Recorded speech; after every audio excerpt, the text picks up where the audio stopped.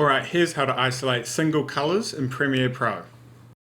With your clip in the timeline, head over to the color page. For this clip, I'm going to isolate the yellow in the umbrella. Over on the right here, click the curves drop down, and on the hue versus sat, we are going to select our eyedropper and click on the color we want to isolate. The hue versus sat curve allows us to change the saturation of any hue individually. In this case, it's going to allow us to selectively keep one specific hue and then desaturate everything else. Now that we've clicked on the umbrella, we can see these points on the curve. What we're going to do is hold Shift and click on the left one and drag it all the way down.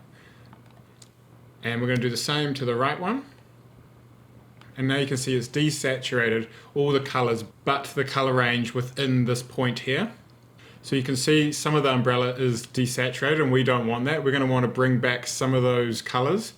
As the umbrella is bright yellow in some spots and more like an orangey tint in others.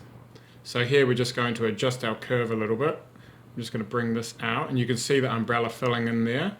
Maybe bump this up a bit. If we play that, we can see that that's looking pretty good. Now I specifically picked this shot as there are two elements that are yellow. We've got the umbrella and the drinks. So if you want to just isolate the umbrella, all we need to do is come over to our effects controls, duplicate our Lumetri color, mask around our clips, and then desaturate the whole thing. And there we go. Hope this video helped, and if you want to see more video editing tutorials, subscribe below.